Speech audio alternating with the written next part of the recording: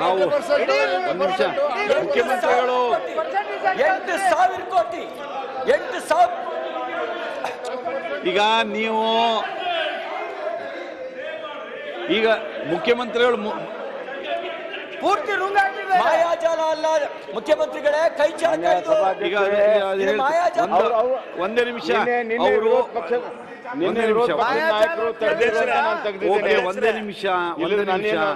ಒಂದೇ ನಿಮಿಷ ಈಗ ತಾವು ಒಂದ್ ನಿಮಿಷ ತಡ್ರಿ. ಪಾಯಿಂಟ್ ಆಫ್ ಆರ್ಡರ್ ತಾವು ಹೇಳಿದಿರಿ. ಪಾಯಿಂಟ್ ಆಫ್ ಆರ್ಡರ್ಗೆ ನಾನು ಮುಖ್ಯಮಂತ್ರಿಗಳ ಉತ್ತರನೂ ಇಲ್ಲಿ ಹೇಳಿದ್ದಾರೆ. ಈಗ ಟೆಕ್ನಿಕಾಲಿಟೀಸ್ ಮೇಲೆ ನಾವು ನಿಲ್ಲಬೇಕು ಅಥವಾ ಸತ್ಯವನ್ನ ಇಲ್ಲಿ ಹೇಳೋದು ಮುಖ್ಯ ಅನ್ನೋದನ್ನ ಈಗ ಇದು ಎರಡು ವಿಷಯವನ್ನ ಮುಖ್ಯಮಂತ್ರಿಗಳು ಹೇಳಿದ್ದಾರೆ. ತಡ್ರಿ, ಇದು ಹೇಳಿದ್ದಾರೆ. ಈಗ ಸತ್ಯ ಅವ್ರು ಹೇಳಿ ತಡ್ರಿ, ನಾ ಇನ್ನು ನಂದು ಹೇಳಲಿಲ್ಲ ಏನು ಅಂತ, ನಾನು ಏನು ಅಂತ ಹೇಳಲಿಲ್ಲ. ಅವ್ರು ಹೇಳಿದ್ದನ್ನ ನೀವು ಹೇಳಿದ್ದನ್ನ ಕೇಳ್ತೀನಿ ನಾನು. ಹೇಳ್ತೀನಿ ತಡ್ರಿ, ಒಂದ್ ನಿಮಿಷ. ಈಗ ಇಲ್ಲೋಡ್ರಿ, ತಾಂತ್ರಿಕ ಕಾರಣವನ್ನ ಮುಂದಿಟ್ಟು ಸತ್ಯವನ್ನ ಮರೆಮಾಚಬೇಕಾ ಅನ್ನೋದು ಅವರ ವಿಷಯ. ಈಗ ಅವ್ರ ವಿಷಯ. ಈ ವಿಷಯದಲ್ಲಿ ನಾನೊಂದು ನಿರ್ಣಯ ಕೊಡಬೇಕಾಗಿದೆ. ಹೌದಲ್ಲೋ? ತಡ್ರಿ, ಹೇಳಿದ್ ಕೇಳಿದ್ದೀನಿ. ಆಯ್ತು, ನೀವು ಹೇಳಿದ್ ಕೇಳಿದ್ರಿ. ನೀವು ಹೇಳಿದ್ ಕೇಳ್ಕೊಂಡ್ಮೇಲೆ ಅವ್ರ ಹತ್ರ ಕೇಳಿದ್ದು ನಾನು ಪಾಯಿಂಟ್ ಆಫ್ ಆರ್ಡರ್ಗೆ ಏನು ಅಂತ. ಆಯ್ತ್ರಿ ಜಾರ್ಜ್ ಅವ್ರೆ, ನೀವು ಹಿಂಗ್ ವ್ಯವಧಾನ ಕಳ್ಕೊಂಡ್ರೆ ಹೇಗೆ? ಸಮಾಧಾನದಲ್ಲಿ ರೀ. ಆಯ್ತು, ನೀವು ಹೇಳಿದ್ ಕೇಳ್ಕೊಂಡಿದ್ದೀನಿ. ನಾನು ಮುಂದೆ ಹೇಳಲಿಕ್ಕೆ ಬಿಡ್ಬೇಕಲ್ಲ ನೀವು. ಒಂದ್ ನಿಮಿಷ ತಡ್ರಿ, ಒಂದ್ ನಿಮಿಷ. ಈಗ ಒಂದ್ ನಿಮಿಷ ತಡ್ರಿ, ಒಂದ್ ನಿಮಿಷ. ಈಗ ಈ ಒಂದ್ ನಿಮಿಷ ತಡ್ರಿ. ಸನ್ಮಾನ ನಾವು ಯಾರು ಕೂಡ ಎದರಿಲ್ಲ ಮಾರ. ನೀವು ರಿಪೋರ್ಟ್ ಮುಂದೆ ಹೇಳಿ. ಸುಳ್ಳು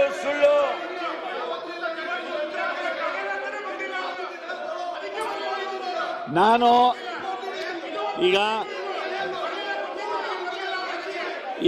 ನಾನು ತಡ್ರಿ, ಇದೊಂದು ಪಾಯಿಂಟ್ ಆಫ್ ಆರ್ಡರ್ ಮುಗಿಸ್ಬಿಡೋಣ. ತಡ್ರಿ ಒಂದೇ ನಿಮಿಷ. ಪಾಯಿಂಟ್ ಆಫ್ ಆರ್ಡರ್ ಒಂದು ಮುಗಿಸ್ಬಿಡ್ತೀನಿ. ಈ ಪಾಯಿಂಟ್ ಆಫ್ ಆರ್ಡರ್ ಅನ್ನು ಮುಗಿಸ್ಬಿಡ್ತೀನಿ ನಾನು. ನನ್ನ ಮುಂದೆ ನೀವು ನನಗೂ ಹಿಂಗಿಷ್ಟೆಲ್ಲ ತ್ರಾಸ ಕೊಟ್ರಿ ಎಲ್ಲರೂ ಸೇರಿ. ಒಂದೇ ನಿಮಿಷ.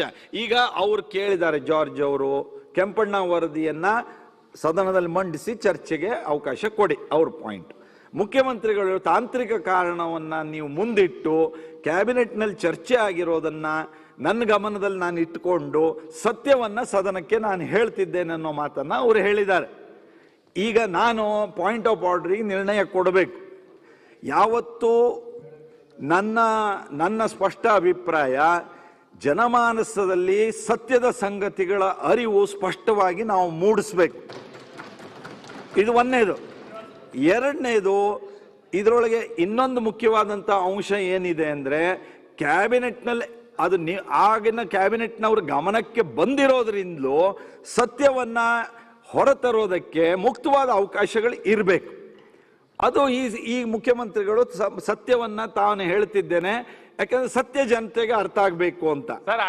ಅದನ್ನ ಈಗ ಹಾಗಾಗಿ ನಾನು ಈ ತಾಂತ್ರಿಕ ಕಾರಣವನ್ನ ಮುಂದಿಟ್ಟು ಈ ಸತ್ಯವನ್ನ ಮರೆಮಾಚಬಾರದು. ನಾವು ಸತ್ಯವನ್ನ ಜನತೆಗೆ ತಿಳಿಸೋದು ನ್ಯಾಯ ಅನ್ನೋದು ನನ್ನ ನಿರ್ಣಯವೊಂದಕ್ಕೆ ಹೇಳಿದ್ದೀನಿ. ಅದ ಮುಂದೆ ಮಂಡಿಸೋದಕ್ಕೆ ಕೇಳೋಣ. ಮಂಡಿಸೋದಕ್ಕೆ ಕೇಳ್ತೀನಿ ನಾನು. ಆಯ್ತು, ಇವತ್ತು ಸರ್ಕಾರಕ್ಕೆ ಮುಂದಿನ ದಿನಗಳಲ್ಲಿ ನೀವು ಕೆಂಪಣ್ಣ ವರದಿಯನ್ನ ಬಹಿರಂಗಪಡಿಸಿ ಅಷ್ಟೇ. ಮಾನ್ಯ ಅಧ್ಯಕ್ಷರೇ, ನಾನು ಅದನ್ನ ಸೂಚಿಸಿದ್ದೇನೆ. ನೀವು ಹೇಳಿ ನಿಮ್ಮ ಅಪೇಕ್ಷೆಯಂತೆ ಸರ್ಕಾರಕ್ಕೆ ಕೆಂಪಣ್ಣ ವರದಿಯನ್ನ ಮುಂದಿನ ದಿನಗಳಲ್ಲಿ ಬಹಿರಂಗಪಡಿಸಬೇಕು ಅಂತ ನಾನು ಸೂಚಿಸೋದಕ್ಕೆ ಬಯಸ್ತೇನೆ. ಕೇಳ್ಕೊ ಸಭಾಧ್ಯಕ್ಷರೇ, ಸಾಲದ ಬಗ್ಗೆ ಚರ್ಚೆ ಆಯ್ತು. ಸನ್ಮಾನ್ಯ ಎಸ್.ಎಂ. ಕೃಷ್ಣ ಅವರು 5 ವರ್ಷ ಆಡಳಿತ ಮಾಡಿದ್ರು. ಎಸ್.ಎಂ. ಕೃಷ್ಣ ಅವರು. ಆಯ್ತು, ಅದು ಮುಗಿತೀಗ. 35 ಆಯ್ತ್ರಿ, ನಾ ಹೇಳಿದ್ದೇನೆ. ಅಧ್ಯಕ್ಷರೇ, ನಮ್ಗೆ 2 ನಿಮಿಷ ಟೈಮ್ ಕೊಡಿ. 1 ನಿಮಿಷ ತಡ್ರಿ, ಮುಗಿಸಿದೆ. ಮುಖ್ಯಮಂತ್ರಿಗಳು ಅವರಲ್ಲಿ ಹೋಗ್ಬೇಕಾಗಿದೆ ಬೇರೆ ಕಡೆಗೆ. ನಾನು ಏನ್ ಹೇಳ್ತಾ ಇದ್ದೀನಿ ಅಧ್ಯಕ್ಷರೇ, ತಡ್ರಿ. ಇವತ್ತು ಎಸ್.ಎಂ. ಕೃಷ್ಣ ಕಾಲದಲ್ಲಿ ಕಾಲದಲ್ಲಿ 5 ವರ್ಷದಲ್ಲಿ 35,000 ಕೋಟಿ ಸಾಲ ಮಾಡಿದ್ರು. ಕರಂಸಿಂಗ್ ಸಾಹೇಬ್ರ ಕಾಲದಲ್ಲಿ 15,630 ಕೋಟಿ ಸಾಲ ಮಾಡಿದ್ರು.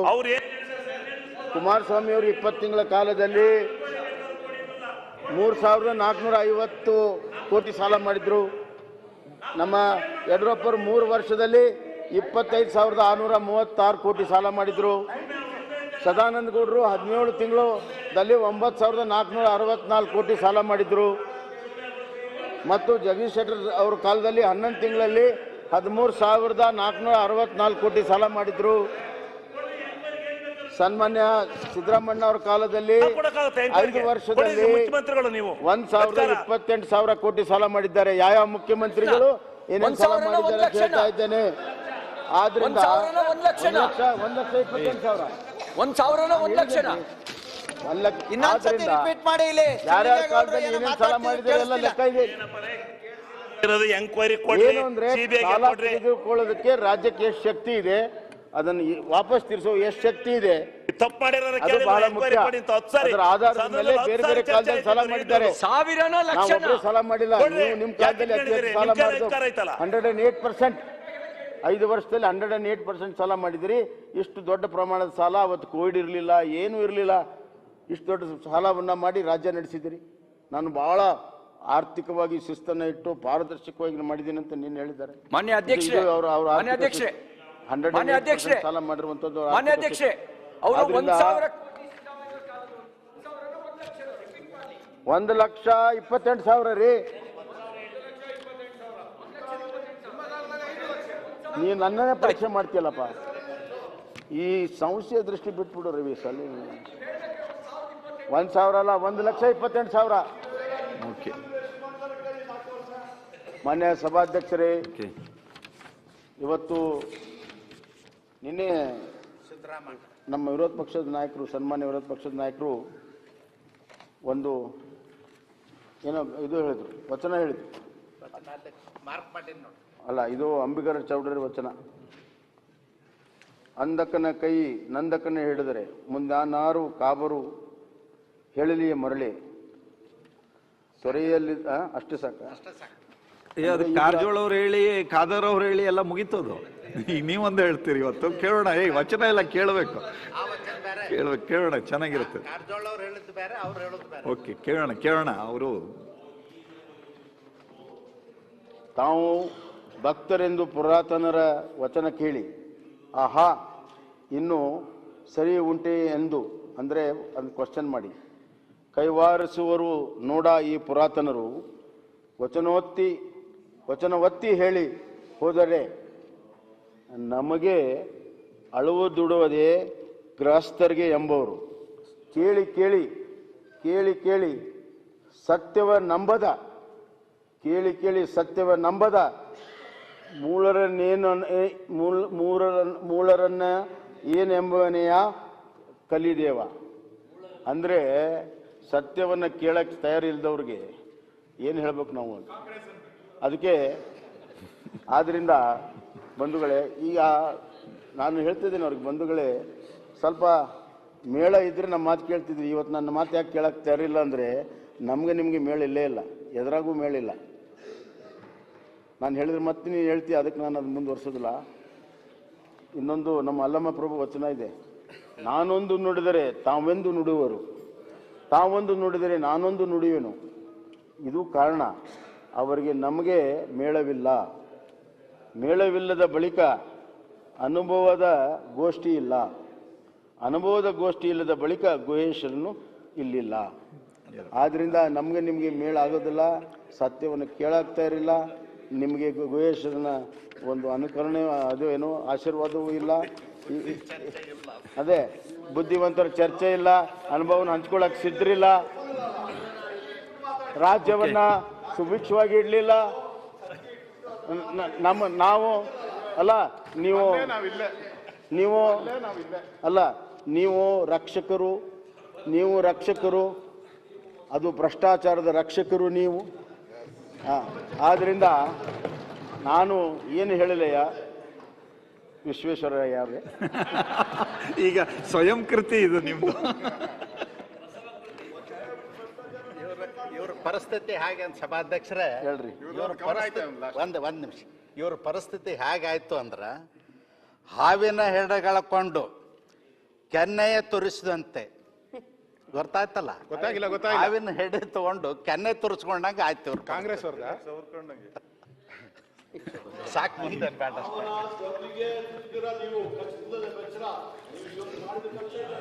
ಏನಾಗಿದೆ, ಪಿಚ್ಚು ಒಂದ್ ಸೈಡ್ ಆಗಿದೆ, ಬ್ಯಾಟ್ ಮಾಡ್ತಾ ಇದೀರಿ, ಸಿಕ್ಸರ್ ಹೊಡಿತಾ ಇದೀರಿ, ಅಲ್ಲಿ ಕ್ಯಾಚ್ ಹಿಡಿಯರೇ ಇಲ್ಲ. ಹೊಡೆರಿ ಹೊಡ್ಕೊಳ್ರಿ ನೀವು ಬರ್ತೀರಾ ಅಂತ ಕಾಯ್ತಾವ್ರೆ ಕಾಂಗ್ರೆಸ್ ಅವರು.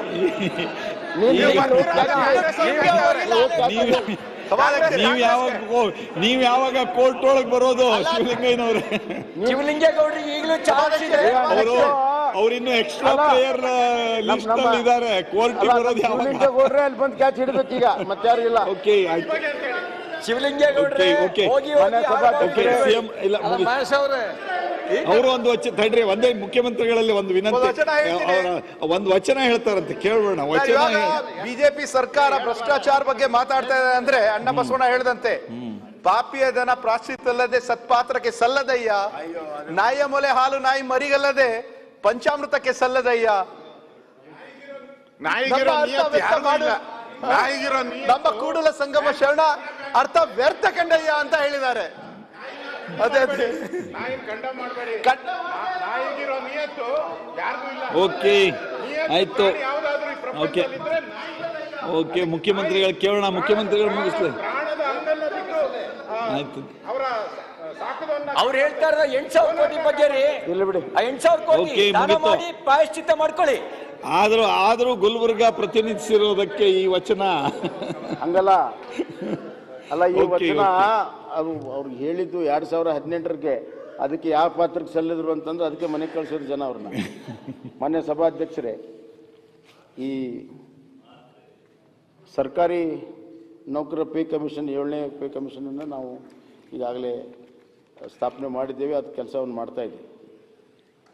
ನಾವು ಈ ವರ್ಷ ಬಜೆಟ್ ಮಾಡುವಾಗ ನಮಗೆ ಗೊತ್ತಿದೆ ಬರುವಂಥ ವರ್ಷದಲ್ಲಿ ಪೇ ಕಮಿಷನ್ನಿಂದ ಬರುವಂಥದ್ದು ಎಷ್ಟಾಗ್ಬೋದು ಅಂತ, ಅದಕ್ಕೆ ಪ್ರಾವಿಷನ್ಸ್ ಕೂಡ ನಾವು ಮಾಡಿದ್ದೇವೆ. ಈ ಮಧ್ಯೆ ಕಳೆದ ಬಾರಿ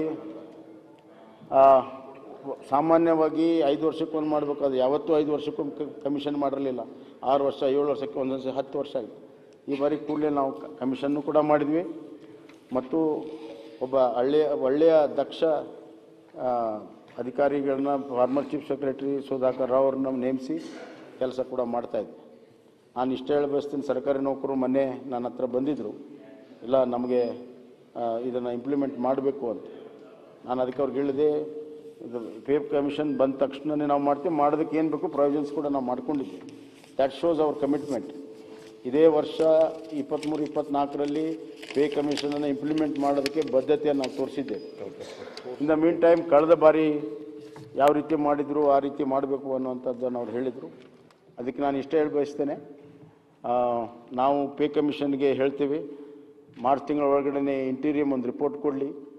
ಆ ರಿಪೋರ್ಟ್ ಬಂದ ತಕ್ಷಣವೇ ಕೂಡಲೇ ಅದನ್ನು ಎಲ್ಲವನ್ನು ಕೂಡ ನಾವು ಅವಲೋಕಿಸಿ ಸೂಕ್ತವಾಗಿ ಅದನ್ನು ಇಂಪ್ಲಿಮೆಂಟ್ ಮಾಡೋದಕ್ಕೆ, ಕೂಡಲೇ ಆ ಮಧ್ಯಂತರ ವರದಿಯನ್ನು ಇಂಪ್ಲಿಮೆಂಟ್ ಮಾಡೋದಕ್ಕೆ ಎಲ್ಲ ಕ್ರಮಗಳನ್ನು ನಾವು ತೆಗೆದುಕೊಳ್ತೇವೆ. ಇದೇ ಮಾರ್ಚ್ ತಿಂಗಳ ಒಳಗಡೆ ಆ ರಿಪೋರ್ಟನ್ನು ಪಡ್ಕೊಂಡು ಅದರ ಬಗ್ಗೆ ನಾವು ನಿರ್ಧಾರವನ್ನು ಮಾಡ್ತೀವಿ. ಇಂಪ್ಲಿಮೆಂಟನ್ನು 2023-24 ಏನು ಅನುದಾನ ಇಟ್ಟಿದ್ದೇವೆ ಅದರ ಜೊತೆಗೆ ಹೆಚ್ಚುವರಿ ಬೇಕಾದರೂ ಕೂಡ ಇಟ್ಟು ಇಂಟೀರಿಯಂ ರಿಪೋರ್ಟನ್ನು ಕೂಡ ನಾವು ಇಂಪ್ಲಿಮೆಂಟ್ ಮಾಡೋಕ್ಕೆ ಸಿದ್ಧರಿದ್ದೇವೆ ಅನ್ನೋಂಥ ಮಾತನ್ನು ಈ ಸಂದರ್ಭದಲ್ಲಿ.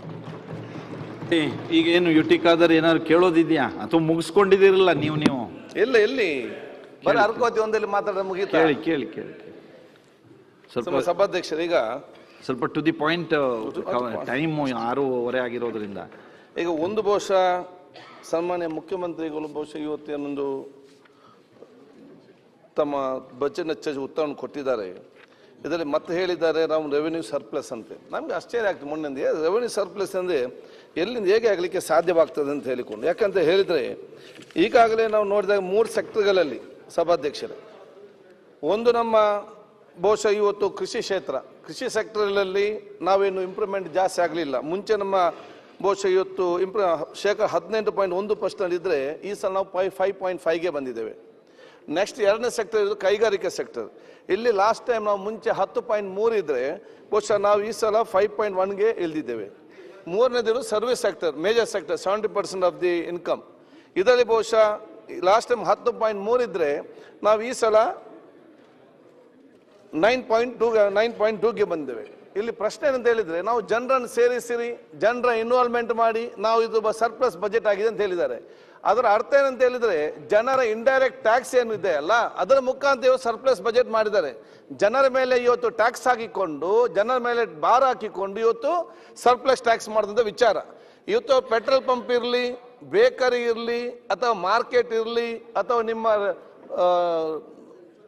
ಇನ್ನಿತರ ಸ್ಟೇಷನ್ಗಳಿರಲಿ, ಇದು ಜನರಿಗೆ ಸರ್ವಿಸ್ ಕೊಡುವಂಥ ಸ್ಥಳ ಅಲ್ಲ, ಇವರಿಗೆ ಟ್ಯಾಕ್ಸ್ ಕಲೆಕ್ಷನ್ ಮಾಡುವಂಥ ಟ್ಯಾಕ್ಸ್ ಸೆಂಟರ್ ಆಗಿದೆ. ಇದರಿಂದ ಪ್ರತಿಯೊಂದು ಹಂತದಲ್ಲಿ ಕೂಡ ಎಲ್ಲರ ಟ್ಯಾಕ್ಸ್ ಕಲೆಕ್ಟ್ ಮಾಡಿಕೊಂಡು ಬಹುಶಃ ಇವತ್ತು ಈ ರೀತಿ ಬಂದ ಕಾರಣ, ಅದಕ್ಕಾಗಿದ್ದು ಸಾಲದ ತೆಲುವಂಥ ಬಜೆಟ್, ಜನ ಮೇಲೆ ಭಾರ ಹಾಕಿದ ಬಜೆಟ್ ಅಂತ ನಾವು ಹೇಳಲಿಕ್ಕೆ ಇಚ್ಛಿಸುವಂಥದ್ದು.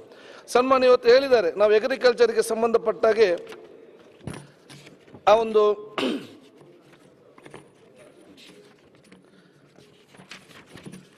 ಅಗ್ರಿಕಲ್ಚರ್ ಸಂಬಂಧಪಟ್ಟಾಗೆ ಬಹಳಷ್ಟು ನಮ್ಮ ಕಾರ್ಯಕ್ರಮ ಹಮ್ಮಿಕೊಂಡಿದ್ದೇವೆ ಅಂತೇಳಿ, ಅದು ಒಂದು ಬಹುಶಃ ಇವತ್ತು ನಮ್ಮ ರೈತರಿಗೆ 5 ಲಕ್ಷ ಸಾಲ ಕೊಡುವಂಥದ್ದು. ಅದೇ ರೀತಿ ಇವತ್ತು ಸಿರಿಧಾನ್ಯ ಯೋಜನೆ ಅಂತೇಳಿ 10,000 ಕೊಡುವಂಥ ಉದ್ದೇಶ, ಅದು ಧಾನ್ಯ ಸಿರಿ ಅಂತೇಳಿ. ಇದು ನಾನೆಲ್ಲೋ ಕೂಡ ಇಲೆಕ್ಷನ್ ಬರ್ತದೆ, ಇಲೆಕ್ಷನ್ ಜುಮ್ಲಾ, ಇಲೆಕ್ಷನ್ಗೆ ಏನಂದು ಹೇಳಬೇಕು, ಅದಕ್ಕಾಗಿ ಮಾಡಿದಂಥ ವಿಚಾರ. ಯಾಕೆಂದರೆ ಕಳೆದ ಸಲ ಬಜೆಟ್ನಲ್ಲಿ ಸಿರಿಧಾನ್ಯಕ್ಕೆ ಸಂಬಂಧಪಟ್ಟಾಗೆ ಹೆಕ್ಟರಿಗೆ 10,000 ರೂಪಾಯಿ ಕೊಡ್ತಾ ಅಂತ ಹೇಳಿದರು. ಮತ್ತೆ ಬಂದದ ಬಹುಶಃ 4,000 ರೂಪಾಯಿ ಮಾತ್ರ. ಅದಕ್ಕೆ ಇದೆಲ್ಲವೂ ಕೂಡ ಇಲೆಕ್ಷನ್ಗಾಗಿ ಮಾಡಿದಂಥ ಅಲ್ಲದೆ ಇದಕ್ಕೆ ಬೇಕಾಗುವಂಥ ಅನುದಾನ ಎಲ್ಲಿಯೂ ಕೂಡ ಇವತ್ತು ಇರಲಿಲ್ಲ.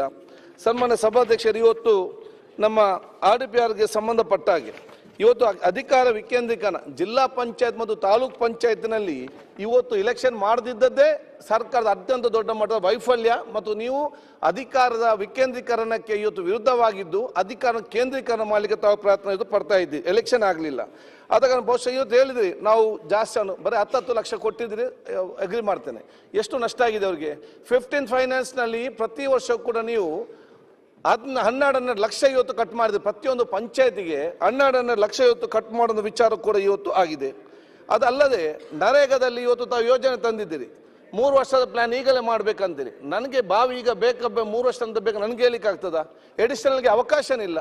ಈ ಅತ್ಯುತ್ತಮವಾದ NRG ಅಂತ ಸ್ಕೀಮನ್ನು ಈ ರೀತಿಯ ಕಾನೂನು ತಂದು ಇದನ್ನು ಸಮಸ್ಯೆಗೊಳಪಡುವ ವಿಚಾರ ಯಾಕೆ? ಇದನ್ನು ಕೂಡ ಇಂದಿರಾ ಕ್ಯಾಂಟೀನ್ ಮುಗಿಸಿದ ರೀತಿಯಲ್ಲಿ ಇದನ್ನು ಇಂಡೈರೆಕ್ಟ್ ಆಗಿ ಮುಗಿಸುವಂಥ ಒಂದು ಪ್ರಯತ್ನವೇನಂತ ಇವತ್ತು ನಮಗೆ ಸ್ಪಷ್ಟಪಡಿಸುವ ವಿಚಾರ ಆಗಬೇಕು.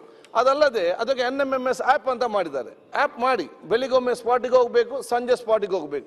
ಇದರ ಮಧ್ಯದಲ್ಲಿ ಒಂದು ಜನಗೊಡಿದೆ, ಅದಕ್ಕೆ ಒಂದು ಸ್ಟಾಫ್ ತೆಕ್ಕೊಳ್ಳುವಂತಹ ಒಂದು ಅವಕಾಶ ಕೊಡದಿದ್ರೆ ಈ NRG ಬಹುಶಃ ಇವತ್ತು ಸಕ್ಸಸ್ ಆಗಲಿಕ್ಕೆ ಖಂಡಿತವಾಗಿ ಇವತ್ತು ಹೋಗುವುದಿಲ್ಲ. ಅದೇ ರೀತಿ ಬಹುಶಃ ತಮ್ಮ ಆಶಾ ವರ್ಕರಿಗೆ, ಅಂಗನವಾಡಿ ಕಾರ್ಯಕರ್ತರಿಗೆ ಮತ್ತು ನಮ್ಮ ಇವರಿಗೆ ಇನ್ನಿತರ ಅಕ್ಷರದಾಸ್ ಅವರಿಗೆ 1,000 ಜಾಸ್ತಿ ಮಾಡಿದಿರಿ, ಅದು ಸಂತೋಷ. ಆದರೆ ಬಹುಶಃ NHM ಅನ್ನು ಯಾಕೆ ಕೈ ಬಿಟ್ಟಿದ್ದೀರಿ? ಬೀದಿ ನಾಯಿಗಳಿಗೆ ಜಾಸ್ತಿ ಇವತ್ತು ಆ ಒಂದು ಯೋಜನೆ ಕೊಟ್ಟಾಗ ಹೆಲ್ತಲ್ಲಿ ಕೆಲಸ ಮಾಡುವಂಥ NHM ವರ್ಕರ್ಸ್, ಅದು ಎಲ್ಲ ರೀತಿಯ ವರ್ಕರ್ಸನ್ನು ಕೈ ಬಿಟ್ಟದು ಬಹುಶಃ ಅದನ್ನು ಸರಿಪಡಿಸ್ಬೇಕಂತ ಹೇಳಲಿಕ್ಕೆ ನಾನು ಇವತ್ತು ಬಯಸ್ತೇನೆ. ಸಭಾಧ್ಯಕ್ಷರು, ಇವತ್ತು ನಮ್ಮ ಫಿಶರಿಗೆ ಸಂಬಂಧಪಟ್ಟಾಗೆ, ಮೀನುಗಾರಿಕೆ ಸಂಬಂಧಪಟ್ಟಾಗೆ ಬಹುಶಃ ಸರ್ಕಾರದ ಅತ್ಯಂತ ದ್ರೋಹಗೊಳಪಟ್ಟಂಥ ಒಂದು ವರ್ಗ. ಯಾಕೆಂತ ಹೇಳಿದರೆ ಡೀಸೆಲ್ ಮಾತ್ರ ಇವತ್ತು ಜಾಸ್ತಿ ಮಾಡಿದ ಹೊರತು ಏನಿವತ್ತು ಡೀಸೆಲ್ ಜಾಸ್ತಿ ಮಾಡಿದಾರ ತತ್ಕ್ಷಣ ಅದನ್ನು ಇವತ್ತು ಅವರಿಗೆ ಬಿಡುಗಡೆ ಮಾಡಬೇಕು. ಯಾಕೆ ಬೋಟ್ಗಳು ಇವತ್ತು ಮೀನುಗಾರಿಕೆ ಹೊಡೆದು ನಿಂತಿದೆ, ಆ ಒಂದು ಬಿಡುಗಡೆ ಮಾಡೋ ಕೆಲಸ ಇವತ್ತು ಮಾಡಬೇಕು.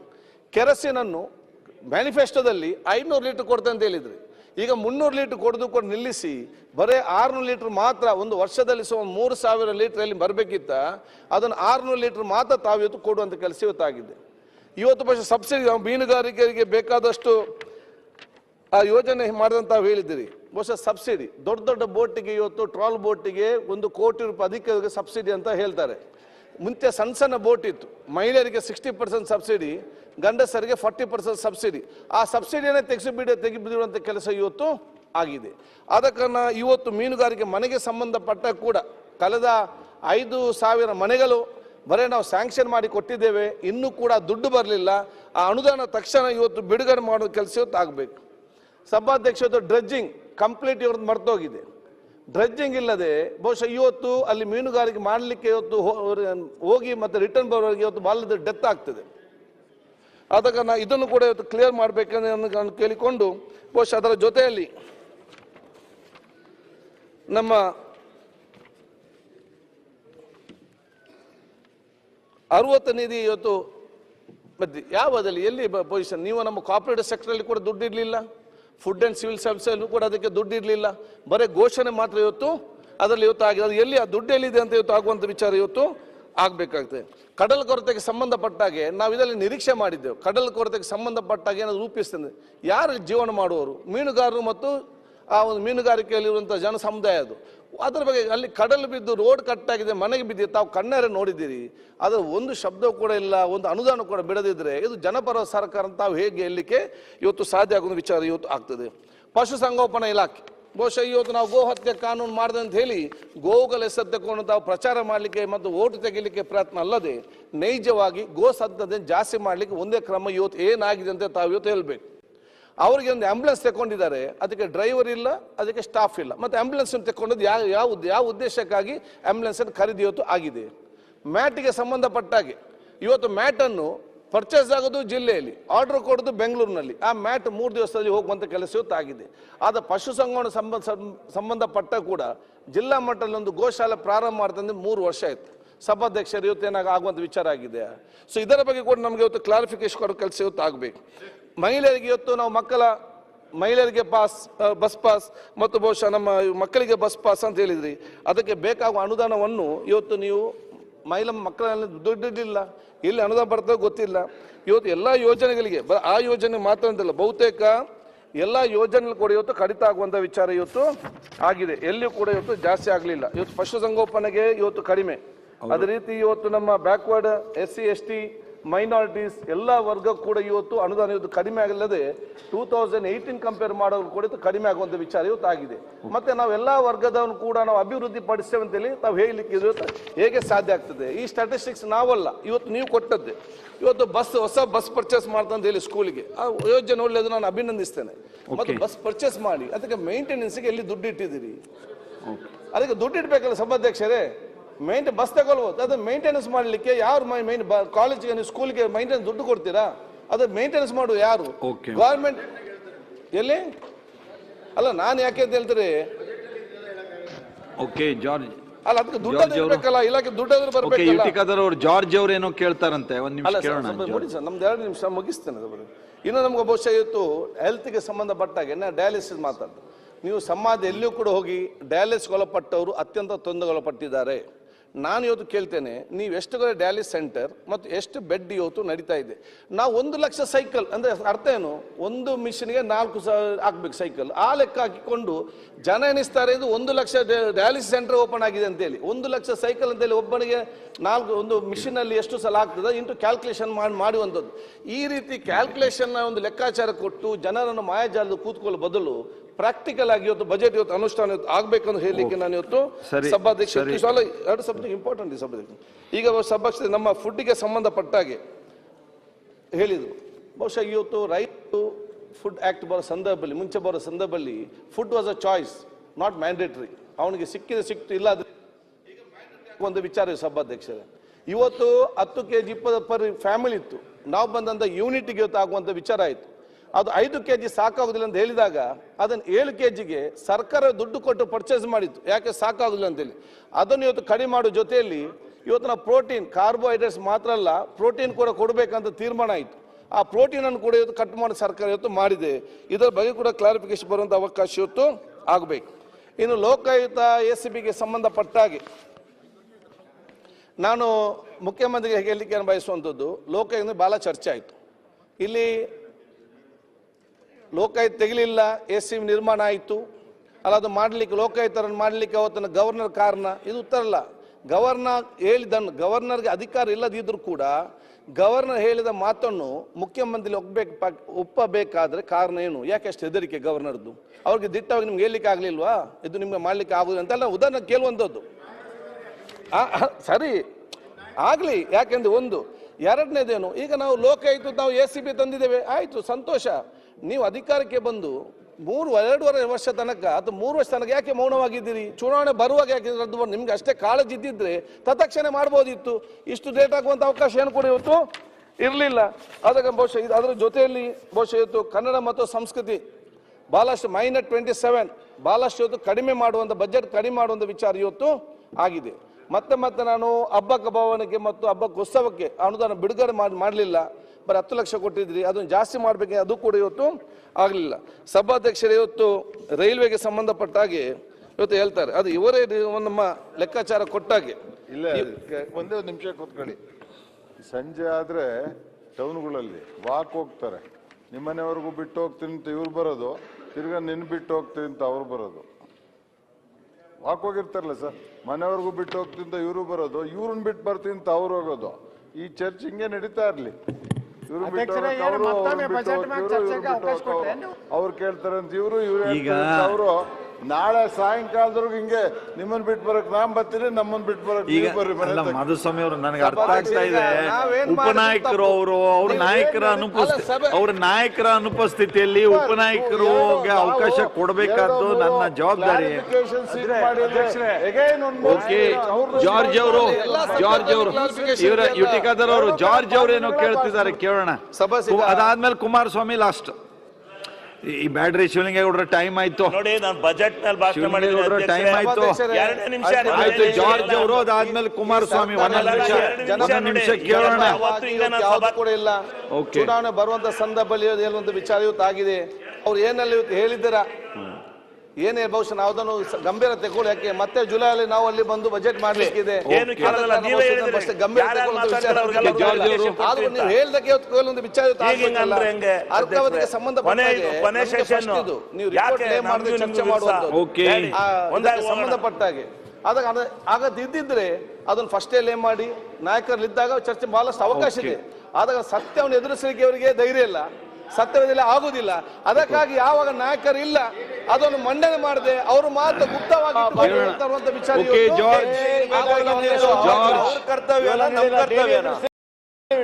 ಏನ್ರಿ ನಿಮ್ ನಾಯಕರು ಇವತ್ತು. ಈಗ ಇದಾಯ್ತು, ಹಂಗಾರೆ ಮುಗಿಸ್ತೇನೆ ನಾನು. ಇನ್ನೇನ್ ಮಾಡಿದ್ರಿ ನೋಡ್ರಿ, ಇಲ್ಲಿ ಮುಗಿಸೋಣ ಇದು.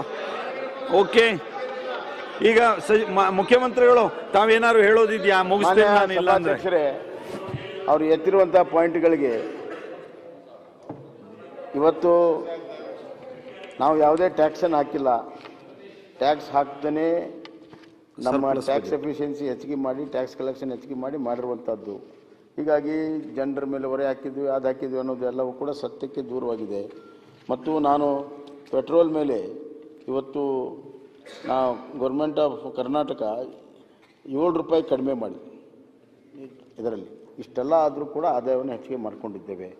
ಏನು ನಾವು ಪ್ರೋಗ್ರಾಮ್ ಮಾಡಿದ್ದೇವೆ ಅದಕ್ಕೆಲ್ಲ ಅನುದಾನವನ್ನು ಒದಗಿಸಿದ್ದೇವೆ. ಕೆಲವನ್ನು ನಮ್ಮ ಸಪ್ಲಿಮೆಂಟ್ರಿಯಲ್ಲಿ ಇನ್ನೊಂದರಲ್ಲಿ ಒದಗಿಸೋಕ್ಕೆ ಅವಕಾಶ ಇದೆ. ಇದು 4 ತಿಂಗಳ ಲೇಖಾನುದಾನವನ್ನು ಕೇಳ್ತಾ ಇರೋದ್ರಿಂದ ಇವತ್ತು ನಾವೇನು ಹೇಳಿದ್ದೇವೆ ಅದರ ಆಧಾರದ ಮೇಲೆ ತಾವು ಇದನ್ನು ಪಾಸ್ ಮಾಡಿಕೊಡ್ಬೇಕು ಅಂತ ಕೇಳ್ಕೊಳ್ತೀವಿ. 2023-24ನೇ ಸಾಲಿನ ವೆಚ್ಚಕ್ಕಾಗಿ ಅನುದಾನಗಳನ್ನು ಪಡೆಯಲು ಬೇಡಿಕೆಗಳ ಲೇಖಾನುದಾನ ಪ್ರಸ್ತಾವವನ್ನು ಸಭೆಯ ಮತಕ್ಕೆ ಅಧ್ಯಕ್ಷರೇ ತಾವು ಮಾತಾಡಿದ್ದೇವೆ. ಈಗ ಏನ್ ಮಾಡೋಣ? ಕ್ಲಾರಿಫಿಕೇಶನ್ ಏನು ಬಂದಿಲ್ಲ. ಅದೇ ನೀವು ಅಲ್ಲ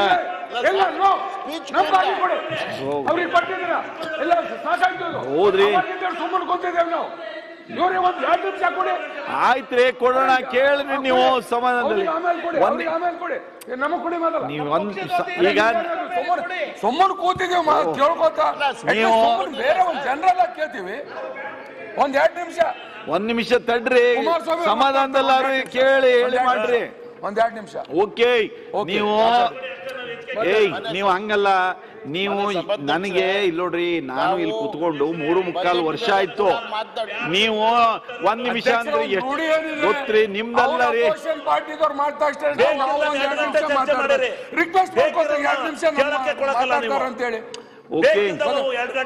ಓಕೆ, ಕುಮಾರಸ್ವಾಮಿ ಕೇಳ್ರಿ. ಕುಮಾರಸ್ವಾಮಿ ನಿಮಗೆ ಇಷ್ಟ ಬಂದ ಚರ್ಚೆ ಮಾಡ್ಕೊಂಡು ಹೋಗಿ. ಸದಸ್ಯರು ನಾವು ಕೂತಾ ಇರ್ತೀವಿ, ಕರೀತಾರ ಅವ್ರಿಗೆ ಮಾತಾಡ್ತೀವಿ. ಮಾತಾಡಿ ಕುಮಾರಸ್ವಾಮಿ, ಮಾತಾಡಿ. ಈಗ ನಿಮಗೆ ನಾನು 1 ನಿಮಿಷ. ಈಗ ಮುಖ್ಯಮಂತ್ರಿಗಳು ಸುಮಾರು ಏನು 9 ಗಂಟೆಗಳ ಕಾಲ ಸುಮಾರು ಒಂದು 15-14 ಜನ ಏನು ಸುದೀರ್ಘವಾಗಿ ಮಾತನಾಡಿದ್ದಾರೆ. ಅದಕ್ಕೆ ಉತ್ತರವನ್ನು ಕೊಟ್ಟಿದ್ದಾರೆ. 1 ನಿಮಿಷ ನನ್ನ ಇಚ್ಛೆ ಏನಿದೆ ಅನ್ನೋದನ್ನ ನಾನು ಆಗಲೇ ಹೇಳಿದೆ. ಜಾರ್ಜ್ ಅವರು 1 ನಿಮಿಷ ಅಂತ ಹೇಳಿದೆ, ಕುಮಾರಸ್ವಾಮಿ 1 ನಿಮಿಷ ಅಂತ ಹೇಳಿದೆ. ನಾನು ನೀವು ಎಲ್ಲರೂ ಎದ್ದು ನಿಂತ್ಕೊಂಡು ಒಟ್ಟಿಗೆ ಮಾತನಾಡ್ತಾ ಇದ್ರೆ ನಾನು ಇಲ್ಲಿಗೆ ಹೇಳೋದೇನು ಕೇಳೋದೇನು ಮುಗಿಸ್ಬೇಕಾಗಿದೆ. ಅವರಿಗೂ ಮುಖ್ಯಮಂತ್ರಿಗಳಿಗೂ ಅನ್ಯ ಕಾರ್ಯಕ್ರಮಗಳ ನಿಮಿತ್ತ ಅವರು ಹೋಗಬೇಕಾದಂಥ ಅನಿವಾರ್ಯತೆ ಇದೆ ಅಂತ ತಿಳಿಸಿದ್ದಾರೆ. ನೀವು ಸಮಾಧಾನದಲ್ಲಿ 1 ನಿಮಿಷ 2 ನಿಮಿಷ ಕೇಳಿದ್ರೆ, ನೀವು ಶಿವಲಿಂಗೇಗೌಡರು 1 ನಿಮಿಷ 2 ನಿಮಿಷಕ್ಕೆ ಮುಗಿಸ್ತಾರೆ ಅಂದ್ರೆ ನಾಳೆ ಸೂರ್ಯನೇ ಹುಟ್ಲಿಕ್ಕಿಲ್ಲ. ನೀವು ಕೊಡ್ಲೇಬೇಡಿ ಕಣ್ರಿ. ಈಗ ಕೊಡ್ತೀನಿ ಕುಮಾರಸ್ವಾಮಿ ಕೇಳಿ. ಕ್ಲಿಯರ್ ಆಗಿರ್ಬೇಕು. ಹೇಳಿ. ನಾವು ಲೋಕಾಯುಕ್ತನ ಮುಚ್ಚಲಿಲ್ಲ. ಭಾಸ್ಕರ್ ರಾವ್ ಕೇಳಿ 1 ನಿಮಿಷ. ಆಯ್ತು ಹೇಳಿ. ನೋಡಿ ಹೇಳಿ ನೀವು. ನೋಡಿ ಹೇಳಿ. ಅವ್ರು ರಾಜೀನಾಮೆ ಮಾಡಿದ ಮೇಲೆ ಜಸ್ಟಿಸ್ ವಿಶ್ವನಾಥ್ ಶೆಟ್ಟರ್ನ ನಾವು ಮಾಡಿದೀವಿ. ಅವ್ರು 5 ವರ್ಷಗಳ ಕಾಲ ಲೋಕಾಯುಕ್ತ ಆಗಿದ್ರು. ಅದೊಂದು. ಎರಡನೇದು ಸ್ಮಾರ್ಟ್ ಸಿಟಿ.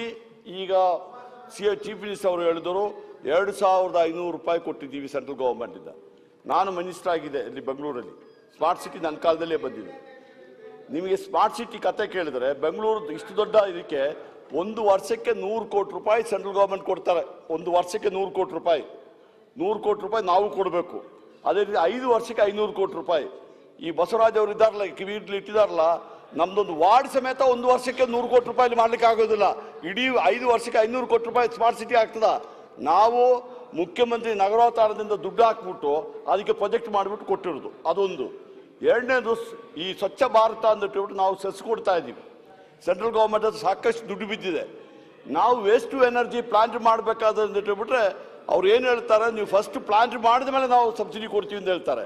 ನಿಜವಾಗಿ ನಮಗೆ ಬೆಂಗಳೂರಿಗೆ ಈಗ ಪ್ಲಾಂಟ್ ಬರಬೇಕಾಗ್ತದೆ. ಇನ್ನೊಂದು ಅಧ್ಯಕ್ಷ ಲಾಸ್ಟ್ ಅಧ್ಯಕ್ಷ 1 ನಿಮಿಷ. ಅವ್ರೇನು ಹೇಳಿದ್ರು ಪೌರ ಕಾರ್ಮಿಕಸಿಗೆ ನಾವು ರೆಗ್ಯುಲರೈಸ್ ಮಾಡ್ತೀವಿ.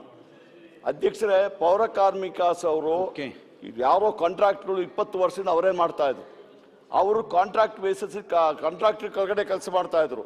ನಾನು ಮಂತ್ರಿ ಆಗಿದ್ದಾಗ ಮುಖ್ಯಮಂತ್ರಿ ಸಿದ್ದರಾಮಯ್ಯನವರು ಇದ್ರು. ಅವರಿಗೆ ಸಿಗ್ತಾ ಇದ್ದು 5,000 ರೂಪಾಯಿ ಸಂಬಳ ಸರಿಯಾಗಿ ಸಿಗ್ತಾ ಇರಲಿಲ್ಲ. ನಾವು ಅವ್ರನ್ನ ಬಯೋಮೆಟ್ರಿಕ್ ಇಟ್ಬಿಟ್ಟು ಎಲ್ಲ ಮಾಡಿ ಅವ್ರ ಅಕೌಂಟ್ಗಳಿಗೆ ದುಡ್ಡು ಹೋಗೋಂಗೆ ಮಾಡಿದ್ದು, ಅವರಿಗೆ ಯೂನಿಫಾರ್ಮ್ ಕೊಡಿಸಿದ್ದು, ಮಧ್ಯಾಹ್ನ ಊಟ ಕೊಡಿಸಿದ್ದು ನಮ್ಮ ಕಾಲದಲ್ಲಿ. ಈಗ ನೀವೇನೋ ಅದನ್ನ ಪರ್ಮನೆಂಟ್ ಮಾಡ್ಬೇಕಂತಿದ್ರ ದಯವಿಟ್ಟು ಆದಷ್ಟು ಬೇಗನೆ ಅವ್ರಿಗೆ ಪರ್ಮನೆಂಟ್ ಮಾಡಿ ಅವ್ರಿಗೆ. ಕುಮಾರಸ್ವಾಮಿ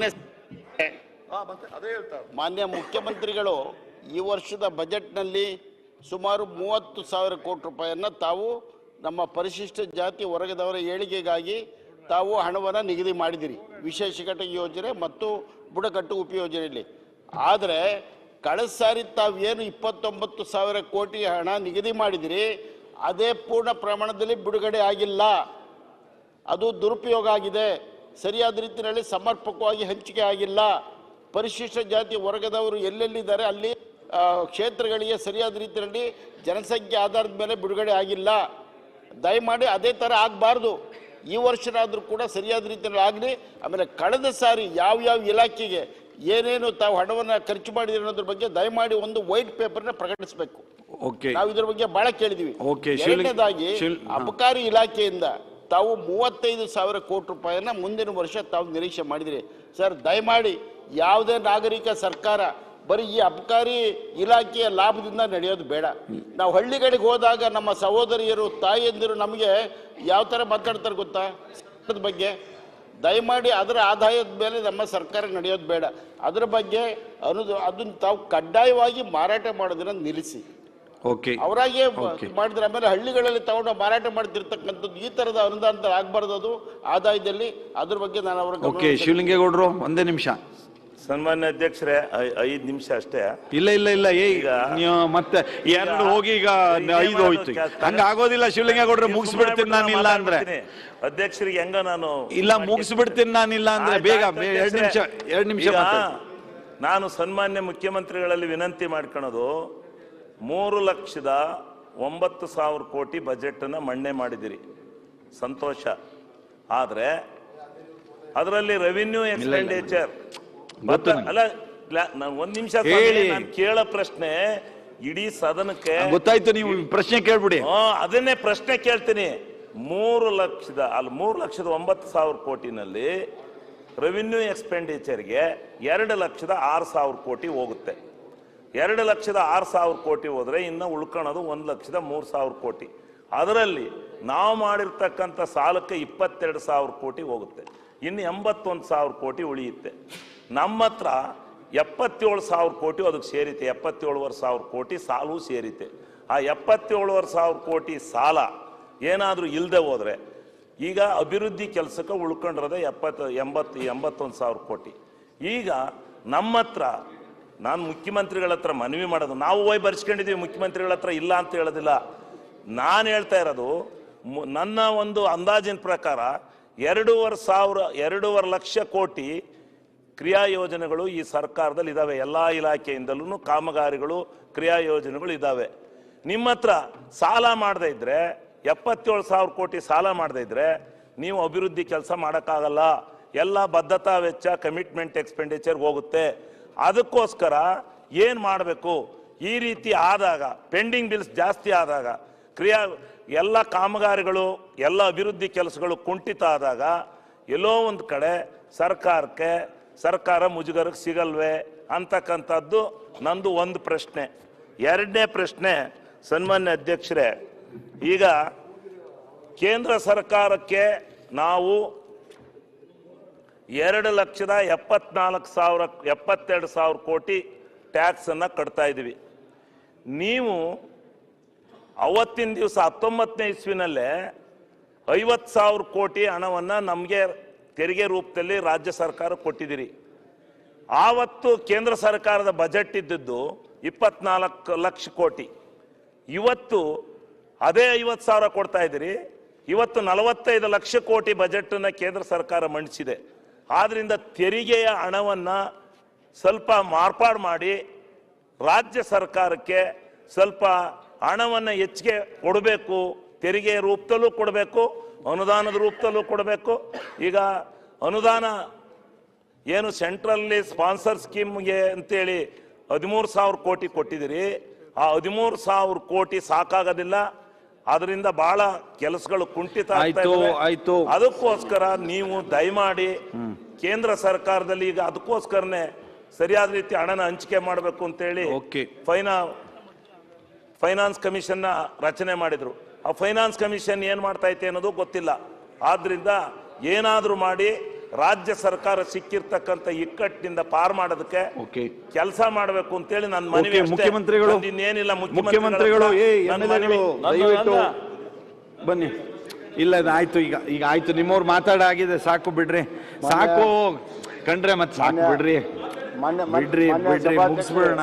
ಹೇಳಿ ತಾವು ಹೇಳಿ. ಕುಮಾರಸ್ವಾಮಿ ಅವರು ಹಲವಾರು ಕಳಕಳಿಯಿಂದ ಕೆಲವು ಸಲಹೆಗಳನ್ನು ಕೊಟ್ಟಿದ್ದಾರೆ. ವಿಶೇಷವಾಗಿ ಸರಾಯಿ ಕೊಡಿಸೋದು ಕಮ್ಮಿ ಮಾಡಿ ಅನ್ನೋಂಥದ್ದೇ ಪ್ರಮುಖ, ಮಿಕ್ಕಿದ್ವೆಲ್ಲ ಇದ್ದಾವೆ. ಆ ನಿಟ್ಟಿನಲ್ಲಿ ನಾವು ಹಲವಾರು ಸಮಾಜ ಸುಧಾರಕ ಕೆಲಸವನ್ನು ಕೂಡ ಮಾಡ್ತೇವೆ. ಆದರೆ ಇವತ್ತು ಯಾವುದೇ ರೀತಿಯ ಒತ್ತಡ ಹಾಕ್ದೇ ಇವತ್ತು ಆದಾಯ ತರೋದಕ್ಕೆ ನಾವು ಪ್ರಾಮಾಣಿಕ ಪ್ರಯತ್ನ ಮಾಡ್ತೇವೆ. ಮತ್ತು ಮುಖ್ಯಮಂತ್ರಿಗಳು ಒಂದೇ ನಿಮಿಷ, ಕುಮಾರಸ್ವಾಮಿ ಅವರು ಹೇಳಿದ್ದಕ್ಕೆ ತಾವು ಸಕಾರಾತ್ಮಕವಾಗಿ ಹೇಳಿದ್ರಿ, ಯಾವುದೇ ಒತ್ತಾಯ ಇಲ್ಲದೆ ಅದು ಸಂಗ್ರಹ ಮಾಡುವಾಗ ಮಾಡ್ತೀರಿ ಅಂತ. ಫೈನಾನ್ಸ್ ಡಿಪಾರ್ಟ್ಮೆಂಟಿಗೆ ಹೇಳ್ಬೇಕು, ಅವ್ರು ಇಷ್ಟು ಕೇಸ್ ಮಾರಿ ಅಂತ ಹೇಳೋದಿಲ್ಲ, ಅವ್ರು ಇಷ್ಟು ಟಾರ್ಗೆಟ್ ಕೊಡಿ ಅಂತ ಹೇಳ್ತಾರೆ. ಅದು ನಮ್ಮ ಪ್ರಾಬ್ಲಮ್. ಎಲ್ಲ ಹೇಳ್ತೀನಿ ಕೇಳಿ, ನಾವು ಒತ್ತಾಯ ಇಲ್ಲ ಅಂದ್ರೆ ಟಾರ್ಗೆಟ್ ಇಲ್ಲ ಅಂತ.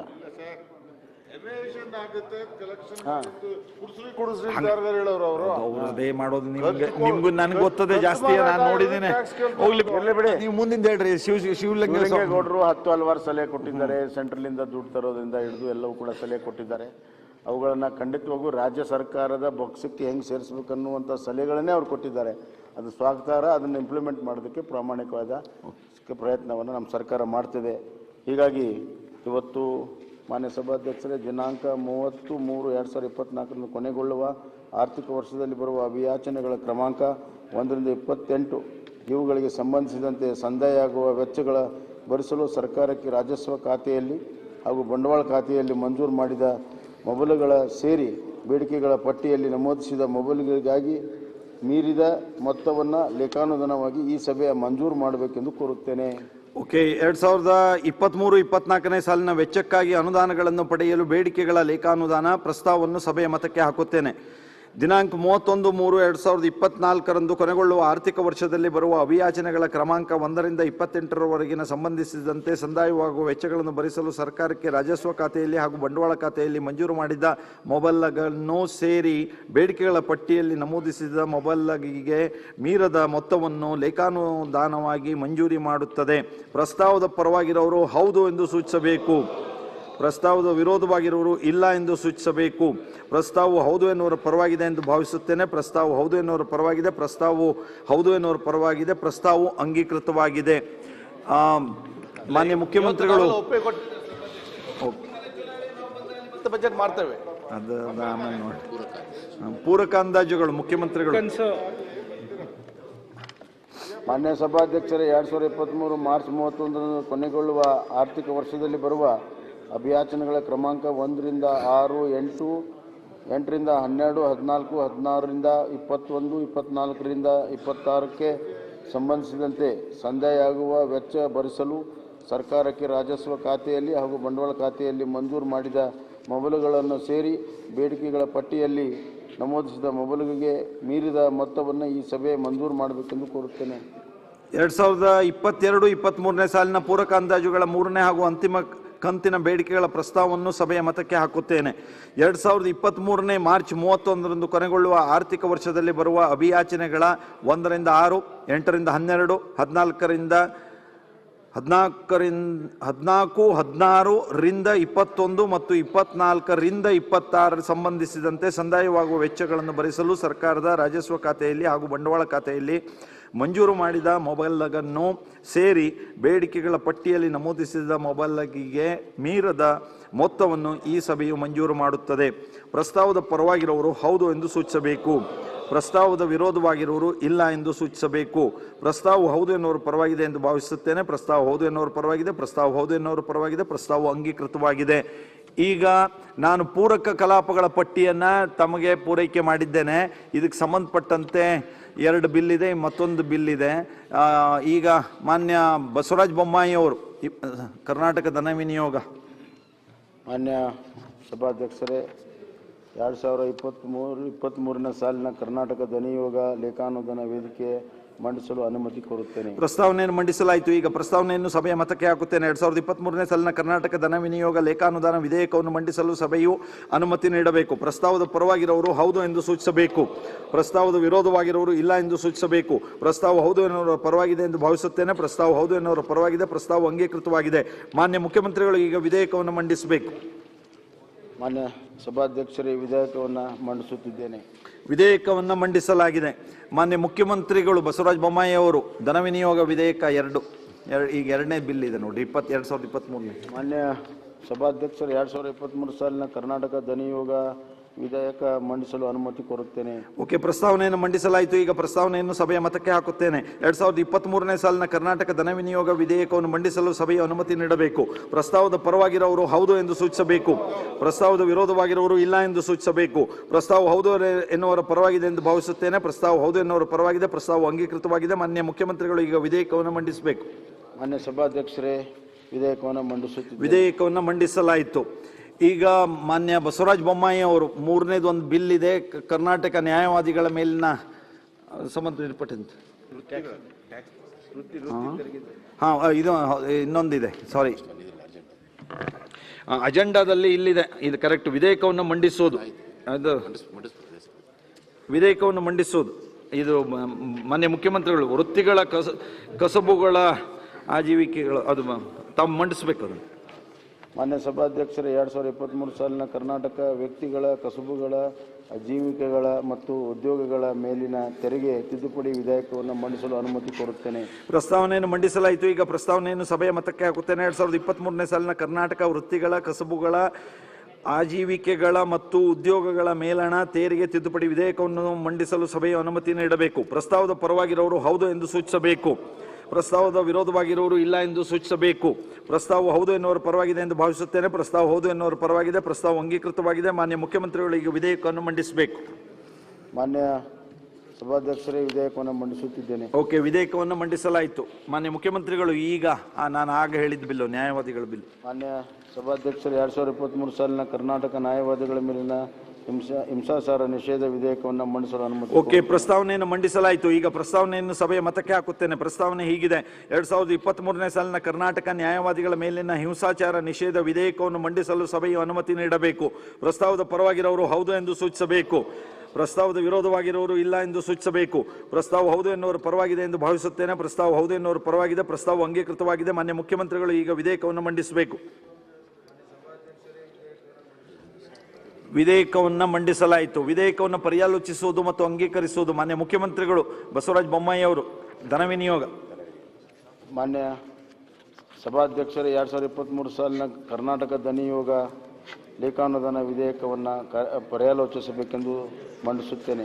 ಈಗ ಇದುವರೆಗೆ ಹೇಳಿರೋದು ಬಜೆಟ್ ಮೇಲಿಂದು ಕಾನ್ಸಿಕ್ವೆನ್ಸಸ್ ಇದು. ಓಕೆ, ಪರ್ಯಾಲೋಚನಾ ಪ್ರಸ್ತಾವನೆ ಈಗ ಸಭೆಯ ಮತಕ್ಕೆ ಹಾಕುತ್ತೇನೆ. 2023ನೇ ಸಾಲಿನ ಕರ್ನಾಟಕ ಧನ ವಿನಿಯೋಗ ಲೇಖಾನುದಾನ ವಿಧೇಯಕವನ್ನು ಪರ್ಯಾಲೋಚಿಸುತ್ತದೆ ಎಂಬ ವಿಷಯ ಸಭೆಯ ಮುಂದೆ ಇದೆ. ಪ್ರಸ್ತಾವದ ಪರವಾಗಿರುವವರು ಹೌದು ಎಂದು ಸೂಚಿಸಬೇಕು. ಪ್ರಸ್ತಾವದ ವಿರೋಧವಾಗಿರುವವರು ಇಲ್ಲ ಎಂದು ಸೂಚಿಸಬೇಕು. ಪ್ರಸ್ತಾವ ಹೌದು ಎನ್ನುವರು ಪರವಾಗಿದೆ ಎಂದು ಭಾವಿಸುತ್ತೇನೆ. ಪ್ರಸ್ತಾವ ಹೌದು ಎನ್ನುವರು ಪರವಾಗಿದೆ. ಪ್ರಸ್ತಾಪಕ್ಕೆ ಅನುಮೋದನೆ ದೊರಕಿದೆ. 2 ಮತ್ತು 3ನೇ ಖಂಡ ಹಾಗೂ ಅನುಸೂಚಿ ವಿಧೇಯಕದ ಅಂಗವಾಗಿರಬೇಕು ಎನ್ನುವುದು ಸಭೆಯ ಮುಂದಿರುವ ವಿಷಯ. ಪ್ರಸ್ತಾವದ ಪರವಾಗಿರುವವರು ಹೌದು ಎಂದು ಸೂಚಿಸಬೇಕು. ಪ್ರಸ್ತಾವದ ವಿರೋಧವಾಗಿರುವವರು ಇಲ್ಲ ಎಂದು ಸೂಚಿಸಬೇಕು. ಪ್ರಸ್ತಾವ ಹೌದು ಎನ್ನುವರು ಪರವಾಗಿದೆ ಎಂದು ಭಾವಿಸುತ್ತೇನೆ. ಪ್ರಸ್ತಾವ ಹೌದು ಎನ್ನುವರು ಪರವಾಗಿದೆ. ಪ್ರಸ್ತಾಪಕ್ಕೆ ಒಪ್ಪಿಗೆ ದೊರಕಿದೆ. 2 ಮತ್ತು 3ನೇ ಖಂಡ ಹಾಗೂ ಅನುಸೂಚಿ ವಿಧೇಯಕದ ಅಂಗವಾದವು. 1ನೇ ಖಂಡ ಹೆಸರು ಮತ್ತು ಅವತರಣಕ್ಕೆ ವಿಧೇಯಕದ ಭಾಗವಾಗಬೇಕೆಂಬುದು ಸಭೆಯ ಮುಂದಿರುವ ವಿಷಯ. ಪ್ರಸ್ತಾವದ ಪರವಾಗಿರುವವರು ಹೌದು ಎಂದು ಸೂಚಿಸಬೇಕು. ಪ್ರಸ್ತಾವದ ವಿರೋಧವಾಗಿರುವವರು ಇಲ್ಲ ಎಂದು ಸೂಚಿಸಬೇಕು. ಪ್ರಸ್ತಾವ ಹೌದು ಎನ್ನುವರು ಪರವಾಗಿದೆ ಎಂದು ಭಾವಿಸುತ್ತೇನೆ. ಪ್ರಸ್ತಾವ ಹೌದು ಎನ್ನುವರು ಪರವಾಗಿದೆ. ಪ್ರಸ್ತಾವ ಅಂಗೀಕರಿಸಲ್ಪಟ್ಟಿದೆ. 1ನೇ ಖಂಡ ಹೆಸರು ಮತ್ತು ಅವತರಣಕ್ಕೆ ವಿಧೇಯಕದ ಅಂಗವಾಗಿದೆ. ಮಾನ್ಯ ಮುಖ್ಯಮಂತ್ರಿಗಳು ಅಂಗೀಕಾರ ಪ್ರಸ್ತಾವವನ್ನು ಮಂಡಿಸಬಹುದು. ಮಾನ್ಯ ಸಭಾಧ್ಯಕ್ಷರೇ, ವಿಧೇಯಕವನ್ನು ಅಂಗೀಕರಿಸಬೇಕೆಂದು ಸೂಚಿಸುತ್ತೇನೆ. ಪ್ರಸ್ತಾವವನ್ನು ಮಂಡಿಸಲಾಗಿದೆ. ಅದನ್ನು ಈಗ ಸಭೆಯ ಮತಕ್ಕೆ ಹಾಕುತ್ತೇನೆ. 2023ನೇ ಸಾಲಿನ ಕರ್ನಾಟಕ ಧನ ವಿನಿಯೋಗ ಲೇಖಾನುದಾನ ವಿಧೇಯಕವನ್ನು ಈ ಸಭೆಯು ಅಂಗೀಕರಿಸಬೇಕು. ಪ್ರಸ್ತಾವದ ಪರವಾಗಿರುವವರು ಹೌದು ಎಂದು ಸೂಚಿಸಬೇಕು. ಪ್ರಸ್ತಾವದ ವಿರೋಧವಾಗಿರುವವರು ಇಲ್ಲ ಎಂದು ಸೂಚಿಸಬೇಕು. ಪ್ರಸ್ತಾವ ಹೌದು ಎನ್ನುವರು ಪರವಾಗಿದೆ ಎಂದು ಭಾವಿಸುತ್ತೇನೆ. ಪ್ರಸ್ತಾವ ಹೌದು ಎನ್ನುವರು ಪರವಾಗಿದೆ. ಪ್ರಸ್ತಾವ ಅಂಗೀಕರಿಸಲ್ಪಟ್ಟಿದೆ ಮತ್ತು ವಿಧೇಯಕಕ್ಕೆ ಅನುಮೋದನೆ ದೊರಕಿದೆ. ಮಾನ್ಯ ಮುಖ್ಯಮಂತ್ರಿಗಳು ಧನ ವಿನಿಯೋಗ ಇನ್ನು 2ನೇದು. 2023 ಸಾಲಿನ ಕರ್ನಾಟಕ ಧನಿಯೋಗ ವಿಧೇಯಕವನ್ನು ಪರ್ಯಾಲೋಚಿಸಬೇಕೆಂದು ಸೂಚಿಸುತ್ತೇನೆ. ಓಕೆ, ಮತ್ತೇನಿಲ್ಲ. ಇದು ಅದಕ್ಕೆ ಸಂಬಂಧಪಟ್ಟಿದೆ. ಪರ್ಯಾಲೋಚನಾ ಪ್ರಸ್ತಾವನೆ ಈಗ ಸಭೆಯ ಮತಕ್ಕೆ ಹಾಕುತ್ತೇನೆ. 2023ನೇ ಸಾಲಿನ ಕರ್ನಾಟಕ ಧನ ವಿನಿಯೋಗ ವಿಧೇಯಕವನ್ನು ಪರ್ಯಾಲೋಚಿಸುತ್ತದೆ ಎಂಬ ವಿಷಯ ಸಭೆಯ ಮುಂದೆ ಇದೆ. ಪ್ರಸ್ತಾವದ ಪರವಾಗಿರುವವರು ಹೌದು ಎಂದು ಸೂಚಿಸಬೇಕು. ಪ್ರಸ್ತಾವದ ವಿರೋಧವಾಗಿರುವವರು ಇಲ್ಲ ಎಂದು ಸೂಚಿಸಬೇಕು. ಪ್ರಸ್ತಾವ ಹೌದು ಎನ್ನುವರು ಪರವಾಗಿದೆ ಎಂದು ಭಾವಿಸುತ್ತೇನೆ. ಪ್ರಸ್ತಾವ ಹೌದು ಎನ್ನುವರು ಪರವಾಗಿದೆ. ಪ್ರಸ್ತಾಪಕ್ಕೆ ಅನುಮೋದನೆ ದೊರಕಿದೆ. 2 ಮತ್ತು 3ನೇ ಖಂಡ ಹಾಗೂ ಅನುಸೂಚಿ ವಿಧೇಯಕದ ಅಂಗವಾಗಿರಬೇಕು ಎನ್ನುವುದು ಸಭೆಯ ಮುಂದಿರುವ ವಿಷಯ. ಪ್ರಸ್ತಾವದ ಪರವಾಗಿರುವವರು ಹೌದು ಎಂದು ಸೂಚಿಸಬೇಕು. ಪ್ರಸ್ತಾವದ ವಿರೋಧವಾಗಿರುವವರು ಇಲ್ಲ ಎಂದು ಸೂಚಿಸಬೇಕು. ಪ್ರಸ್ತಾವ ಹೌದು ಎನ್ನುವರು ಪರವಾಗಿದೆ ಎಂದು ಭಾವಿಸುತ್ತೇನೆ. ಪ್ರಸ್ತಾವ ಹೌದು ಎನ್ನುವರು ಪರವಾಗಿದೆ. ಪ್ರಸ್ತಾಪಕ್ಕೆ ಒಪ್ಪಿಗೆ ದೊರಕಿದೆ. 2 ಮತ್ತು 3ನೇ ಖಂಡ ಹಾಗೂ ಅನುಸೂಚಿ ವಿಧೇಯಕದ ಅಂಗವಾದವು. 1ನೇ ಖಂಡ ಹೆಸರು ಮತ್ತು ಅವತರಣಕ್ಕೆ ವಿಧೇಯಕದ ಭಾಗವಾಗಬೇಕೆಂಬುದು ಸಭೆಯ ಮುಂದಿರುವ ವಿಷಯ. ಪ್ರಸ್ತಾವದ ಪರವಾಗಿರುವವರು ಹೌದು ಎಂದು ಸೂಚಿಸಬೇಕು. ಪ್ರಸ್ತಾವದ ವಿರೋಧವಾಗಿರುವವರು ಇಲ್ಲ ಎಂದು ಸೂಚಿಸಬೇಕು. ಪ್ರಸ್ತಾವ ಹೌದು ಎನ್ನುವರು ಪರವಾಗಿದೆ ಎಂದು ಭಾವಿಸುತ್ತೇನೆ. ಪ್ರಸ್ತಾವ ಹೌದು ಎನ್ನುವರು ಪರವಾಗಿದೆ. ಪ್ರಸ್ತಾವ ಅಂಗೀಕರಿಸಲ್ಪಟ್ಟಿದೆ. 1ನೇ ಖಂಡ ಹೆಸರು ಮತ್ತು ಅವತರಣಕ್ಕೆ ವಿಧೇಯಕದ ಅಂಗವಾಗಿದೆ. ಮಾನ್ಯ ಮುಖ್ಯಮಂತ್ರಿಗಳು ಅಂಗೀಕಾರ ಪ್ರಸ್ತಾವವನ್ನು ಮಂಡಿಸಬಹುದು. ಮಾನ್ಯ ಸಭಾಧ್ಯಕ್ಷರೇ, ವಿಧೇಯಕವನ್ನು ಅಂಗೀಕರಿಸಬೇಕೆಂದು ಸೂಚಿಸುತ್ತೇನೆ. ಪ್ರಸ್ತಾವವನ್ನು ಮಂಡಿಸಲಾಗಿದೆ. ಅದನ್ನು ಈಗ ಸಭೆಯ ಮತಕ್ಕೆ ಹಾಕುತ್ತೇನೆ. 2023ನೇ ಸಾಲಿನ ಕರ್ನಾಟಕ ಧನ ವಿನಿಯೋಗ ವಿಧೇಯಕವನ್ನು ಈ ಸಭೆಯು ಅಂಗೀಕರಿಸಬೇಕು. ಪ್ರಸ್ತಾವದ ಪರವಾಗಿರುವವರು ಹೌದು ಎಂದು ಸೂಚಿಸಬೇಕು. ಪ್ರಸ್ತಾವದ ವಿರೋಧವಾಗಿರುವವರು ಇಲ್ಲ ಎಂದು ಸೂಚಿಸಬೇಕು. ಪ್ರಸ್ತಾವ ಹೌದು ಎನ್ನುವರು ಪರವಾಗಿದೆ ಎಂದು ಭಾವಿಸುತ್ತೇನೆ. ಪ್ರಸ್ತಾವ ಹೌದು ಎನ್ನುವರು ಪರವಾಗಿದೆ. ಪ್ರಸ್ತಾವವು ಅಂಗೀಕರಿಸಲ್ಪಟ್ಟಿದೆ ಮತ್ತು ವಿಧೇಯಕಕ್ಕೆ ಅನುಮೋದನೆ ದೊರಕಿದೆ. ಈಗ ವಿಧೇಯಕವನ್ನು ಪರ್ಯಾಲೋಚಿಸುವುದು ಮತ್ತು ಅಂಗೀಕರಿಸುವುದು ಟ್ಯಾಕ್ಸ್ ಸಂಬಂಧಪಟ್ಟಂತೆ ಈ ವೃತ್ತಿಗಳು ಮಾನ್ಯ ಮುಖ್ಯಮಂತ್ರಿಗಳು ಬಸವರಾಜ ಬೊಮ್ಮಾಯಿ ಅವರು. 2023 ಸಾಲಿನ ವ್ಯಕ್ತಿಗಳ ಕಸಬುಗಳ ಆಜೀವಿಕೆಗಳ ಉದ್ಯೋಗಗಳ ಮೇಲಿನ ತೆರಿಗೆ ತಿದ್ದುಪಡಿ ವಿಧೇಯಕವನ್ನು ಪರ್ಯಾಲೋಚಿಸಬೇಕೆಂದು ಸೂಚಿಸುತ್ತೇನೆ. ಓಕೆ, ಪರ್ಯಾಲೋಚನೆ ಅದು ಮತ್ತೇನು ಹೇಳೋದು ಕೇಳೋದೇನಿಲ್ಲಲ್ಲ. ಓಕೆ, ಅದೆಲ್ಲ ಕೊಟ್ಟಿದ್ದೀರಲ್ರಿ. ಅದಲ್ಲ ಓಕೆ, ಇದೆಲ್ಲ ಹೇಳಾಗಿದೆ. ಪರ್ಯಾಲೋಚನಾ ಪ್ರಸ್ತಾವವನ್ನು ಈಗ ಸಭೆಯ ಮತಕ್ಕೆ ಹಾಕುತ್ತೇನೆ. 2023ನೇ ಸಾಲಿನ ಕರ್ನಾಟಕ ವೃತ್ತಿಗಳ ಕಸಬುಗಳ ಆಜೀವಿಕೆಗಳ ಮತ್ತು ಉದ್ಯೋಗಗಳ ಮೇಲಣ ತೆರಿಗೆ ತಿದ್ದುಪಡಿ ವಿಧೇಯಕವನ್ನು ಪರ್ಯಾಲೋಚಿಸುತ್ತದೆ ಎಂಬ ವಿಷಯ ಸಭೆಯ ಮುಂದೆ ಇದೆ. ಪ್ರಸ್ತಾವದ ಪರವಾಗಿರುವವರು ಹೌದು ಎಂದು ಸೂಚಿಸಬೇಕು. ಪ್ರಸ್ತಾವದ ವಿರೋಧವಾಗಿರುವವರು ಇಲ್ಲ ಎಂದು ಸೂಚಿಸಬೇಕು. ಪ್ರಸ್ತಾವ ಹೌದು ಎನ್ನುವರು ಪರವಾಗಿದೆ ಎಂದು ಭಾವಿಸುತ್ತೇನೆ. ಪ್ರಸ್ತಾವ ಹೌದು ಎನ್ನುವರು ಪರವಾಗಿದೆ. ಪ್ರಸ್ತಾವವು ಪ್ರಸ್ತಾವಕ್ಕೆ ಅನುಮೋದನೆ ದೊರಕಿದೆ. 2 ರಿಂದ 7ರವರೆಗಿನ ಖಂಡಗಳು ಹಾಗೂ ಅನುಸೂಚಿ ವಿಧೇಯಕದ ಅಂಗವಾಗಿರಬೇಕು ಎನ್ನುವುದು ಸಭೆಯ ಮುಂದಿರುವ ವಿಷಯ. ಪ್ರಸ್ತಾವದ ಪರವಾಗಿರುವವರು ಹೌದು ಎಂದು ಸೂಚಿಸಬೇಕು. ಪ್ರಸ್ತಾವದ ವಿರೋಧವಾಗಿರುವವರು ಇಲ್ಲ ಎಂದು ಸೂಚಿಸಬೇಕು. ಪ್ರಸ್ತಾವ ಹೌದು ಎನ್ನುವರ ಪರವಾಗಿದೆ ಎಂದು ಭಾವಿಸುತ್ತೇನೆ. ಪ್ರಸ್ತಾವ ಹೌದು ಎನ್ನುವರ ಪರವಾಗಿದೆ. ಪ್ರಸ್ತಾವಕ್ಕೆ ಒಪ್ಪಿಗೆ ದೊರಕಿದೆ. 2 ರಿಂದ 7ರವರೆಗಿನ ಖಂಡಗಳು ಹಾಗೂ ಅನುಸೂಚಿ ವಿಧೇಯಕದ ಅಂಗವಾದವು. ಮಾನ್ಯ ಅಶ್ವಥ್ ನಾರಾಯಣ್ ಅವರು ತಮ್ಮದೊಂದು ಬಿಲ್ ಇದೆ, BMS ಬಿಲ್. ಯಾವುದು ಆಯ್ತಲ್ಲ, ತಮ್ದಾಯ್ತು. ಮಾನ್ಯ ಸಭಾಧ್ಯಕ್ಷರೇ, ಅದು ಸುನಿಲ್ ಅನ್ನೊಂದಿದೆ, ತಗೋತೀನಿ. 2022ನೇ ಸಾಲಿನ BMS ವಿಶ್ವವಿದ್ಯಾನಿಲಯ ವಿಧೇಯಕವನ್ನ ಪರ್ಯಾಲೋಚಿಸಬೇಕೆಂದು ಸೂಚಿಸುತ್ತೇನೆ. ಏನ್ ನಿನ್ನೆ 6 ಆಗಿದೆ, ಇವತ್ತು 7ನೇದು ಹೌದಲ್ಲ? ಹೌದು ಹೌದು. ಏನು ಬಂಡೆಪ್ಪ ಅವ್ರು ಮತ್ತೆ ಏನು ಹೇಳ್ರಿ? ಅದೇ ಈಗ ನಿನ್ನೆ 6 ಮಾಡಿದೀವಲ್ರಿ, ಮತ್ತೆ ಅದು 7 ನಿಮ್ಗೆ ಇನ್ನು ಮತ್ತೆ ಹೊಸದಾಗಿಂದ ಹೇಳ್ರಿ ಈಗ ಇನ್ನೇನು? ಇದು ದೋಖಾ ಕಂಪನಿ ಏನೊಂದು BMS ಸಂಸ್ಥೆ. ಆಯ್ತು, ಅವ್ರು ಏನ್ ಹೇಳ್ತಾರೆ ಕೇಳ್ರಿ ಲಿಂಗಣ್ಣ, ಕೇಳ್ರಿ ಲಿಂಗೇಶ. ಸ್ಥಾಪನೆ ಆಗಿರುವಂತಹ ಒಂದು ಸಂಸ್ಥೆ ಇದು. ಈ ಸಂಸ್ಥೆ ಅಡಿಯಲ್ಲಿ ಒಂದು 11 ಕಾಲೇಜುಗಳು ನಿರ್ವಹಣೆ ಆಗ್ತಿರುವಂತದ್ದಿದೆ. 20,000 ಮಕ್ಕಳು ಓದ್ತಿರುವಂತದ್ದಿದೆ. NAC ಅಲ್ಲಿ ಅಕ್ರಿಡೇಷನ್ ಅಲ್ಲಿ A++ ಇರುವಂತ ಸಂಸ್ಥೆ. ಉಳಿದವ್ರು ನಾಳೆ ಮಾತಾಡ್ರಿ, ನಾಳೆ ಬೆಳಿಗ್ಗೆ 10ವರೆಗೆ. ಶಾಸಕರು ಇವತ್ತು ನೀವು ನಾಳೆ ಈ ಒಂದು ನಾಳೆ ಬೆಳಿಗ್ಗೆ 10ವರೆಗೆ ಅವಶ್ಯಕತೆ ಇರುವಂತದ್ದು. ಈ ಒಂದು ಸಂಸ್ಥೆಗೆ ಈಗಾಗಲೇ ಶೈಕ್ಷಣಿಕವಾಗಿ ಸ್ವಾಯತ್ತತೆಯನ್ನು ಕೊಟ್ಟಿರುವಂತದ್ದಿದೆ. ಶೈಕ್ಷಣಿಕ ಸ್ವಾಯತ್ತತೆ ಜೊತೆಯಲ್ಲೇ ಆಡಳಿತದಲ್ಲೂ ಸ್ವಾಯತ್ತತೆಯನ್ನು ಕೊಡಬೇಕು ಅಂತ ದೃಷ್ಟಿಯಲ್ಲಿ ಈ ಒಂದು ವಿಧೇಯಕವನ್ನ ತರುವಂತದ್ದಾಗ್ತಿದೆ.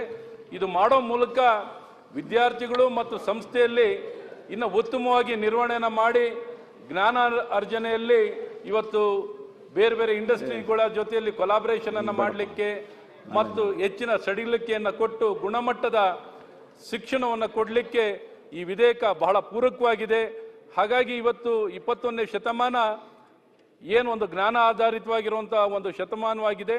ಹಾಗಾಗಿ ಪ್ರತಿಭೆಯನ್ನು ಹೆಚ್ಚಿಸಲಿಕ್ಕೆ ಇವತ್ತು ಪೂರಕವಾಗಿ ಇಂಥ ವಿಧೇಯಕಗಳು ಅವಶ್ಯಕತೆ ಇದೆ. ಆ ಅವಶ್ಯಕತೆ ಆಧಾರಿತವಾಗಿ ಇವತ್ತು ಈ ಪ್ರತಿಷ್ಠಿತವಾದಂಥ ಸಂಸ್ಥೆ ಇಡೀ ದೇಶದಲ್ಲೇ ಪ್ರಥಮವಾಗಿರುವಂಥ ಖಾಸಗಿ ಇಂಜಿನಿಯರಿಂಗ್ ಕಾಲೇಜು ಇದರ ಸ್ಥಾಪನೆ ಮತ್ತು ಇದರ ವಿಧೇಯಕವನ್ನ ನಾನು ಅಂಗೀಕರಿಸಬೇಕೆಂದು ಈ ಸಂದರ್ಭದಲ್ಲಿ ತಿಳಿಸಕ್ಕೆ ಇಷ್ಟಪಡ್ತೀನಿ. ಅವ್ರೇನು ಅಧ್ಯಕ್ಷರೇ, ಮೂಲ BMS ಎಜುಕೇಶನ್ ಟ್ರಸ್ಟ್ ಒಂದು ಸಮಸ್ಯೆ ಇದೆ. ಅವತ್ತಿಲ್ಲಿ ಮಾತಾಡಿದ್ರಲ್ಲ ಕುಮಾರಸ್ವಾಮಿ, ನಾವಿಲ್ಲ, ಕುಮಾರಸ್ವಾಮಿ ಅವರು ಸೆಪ್ಟೆಂಬರ್ 22ನೇ ತಾರೀಕಿಗೆ ಸುಮಾರು 2.5 ತಾಸು ಈ ಟ್ರಸ್ಟಿಂದ ಅವ್ಯವಹಾರ ಬಗ್ಗೆದಾಗ ಯಾವ ರೀತಿ ಇದ್ರ ಬಗ್ಗೆದಾಗ ಅಂತೇಳಿ ಬಹಳ ಸವಿಸ್ತಾರವಾಗಿ ಮಾತಾಡಿ ಮಾನ್ಯ ಪ್ರಧಾನ ಮಂತ್ರಿಗಳಿಗೆ ಇದ್ರ ಮೇಲೆ ಏನದಲ್ಲ ಒಂದು ಎನ್ಕ್ವೈರಿ ಮಾಡಬೇಕು ಎಂಬ ನಿಟ್ಟಿನಲ್ಲಿ ಪ್ರಧಾನ ಮಂತ್ರಿಯವರಿಗೂ ಪತ್ರ ಬರೆದಿದ್ದಾರೆ. ಮತ್ತು ಈ ಸದನದಲ್ಲಿ ತಮಗೂ ಕೇಳ್ಕೊಂಡಿದ್ದಾರೆ ಸರ್ಕಾರ ಇದ್ರ ಮೇಲೆ ಎನ್ಕ್ವೈರಿ ಮಾಡಬೇಕು ಅಂತೇಳಿ. ಯಾಕಂದ್ರೆ ದಾನಿ ಟ್ರಸ್ಟ್, ಅಜೀವ ಟ್ರಸ್ಟ್ ನೇಮಕಾತಿ ಬಗ್ಗೆ BMS ಟ್ರಸ್ಟ್ ಕೈಗೊಂಡಿದ್ದ ತಿದ್ದುಪಡಿಗಳನ್ನು ಅಕ್ರಮ ಎಂದಿದ್ದು ಒಂದೇ ನಿಮಿಷ ಉಳಿದ ಶಾಸಕರು ಸಚಿವರು ಯಾರು ನೋಡ್ರಿ? ಸತೀಶ್, ನೀವು ವಿಪ್ ನೀವು ಮಾತಾಡ್ತಾ ಕೂತ್ರಂಗೆ ಅಲ್ಲಿ ಹೋಗಿ ನೋಡ್ರಿ ಅಲ್ಲಿ, ಮತ್ತೆ ಆಮೇಲೆ ನಿಮ್ದೇ ಬಿಲ್ ಇರೋದು. ಅಧ್ಯಕ್ಷರೇ, ಹಾಗಾಗಿ ಇದು ಮಂತ್ರಿಗಳಿಗೆ ನಾ ಕೇಳಕ್ ಬಯಸ್ತೀನಿ, ಇದು ತಾರಾತೂರಿಯಲ್ಲಿ ಇದು ತರದ್ ಬೇಡ. ಯಾಕಂದ್ರೆ ಇದ್ರ ಮ್ಯಾಗ ಬಹಳ ಸಂಶಯಗಳು. ಟ್ರಸ್ಟ್ ಬೇಸಿಕ್ ಟ್ರಸ್ಟ್ ಮ್ಯಾಗೆ ಅದು ಟ್ರಸ್ಟ್ ಇದು ಸರಿ ಇಲ್ಲ ಅಂತೇಳಿ ಅದ್ರ ಮ್ಯಾಗ ಅಪಾದನೆ ಮಾಡಿದ್ದಿದೆ. ಹಾಗಾಗಿ ಅದು ಮುಂದಿನ ಕ್ರಮಗಳೆಲ್ಲ ಇದಕ್ಕೆ ಸ್ಟಾಲ್ ಮಾಡಬೇಕು. ಅದು ಸಂಪೂರ್ಣ ಸ್ಟಾಲ್ ಆಗಬೇಕು. ಯೂನಿವರ್ಸಿಟಿ ಮಾಡಿ ಇದಕ್ಕೆ ಮುಂದೆ ದಯವಿಟ್ಟು ಇದು ಬಿಲ್ ವಾಪಸ್ ಓಕೆ. ಏನು ಸಚಿವರು ಅವರೆಲ್ಲರಿಗೂ ಒಂದೇ ಧ್ವನಿ ಇದೆ. ಏನು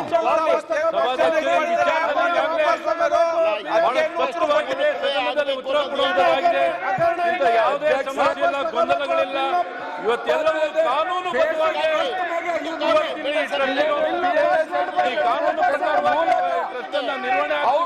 ಯಾವುದೇ ಗೊಂದಲ ಇಲ್ಲ, ಸಮಸ್ಯೆ ಇಲ್ಲ. ಇದಕ್ಕೆಲ್ಲ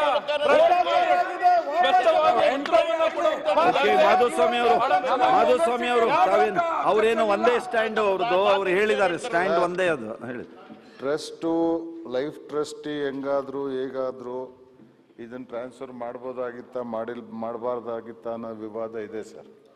ಅದಕ್ಕೂ ಈ ಬಿಲ್ಗೂ ಏನು ಸಂಬಂಧ ಇಲ್ಲ ಅಂತ ನಾನು ಲಾ ಮಿನಿಸ್ಟರ್ ಆಗಿ ಹೇಳಲಿಕ್ಕೆ ಬಯಸ್ತೀನಿ. ಇನ್ಸ್ಟಿಟ್ಯೂಷನ್ ಅವಶ್ಯಕತೆ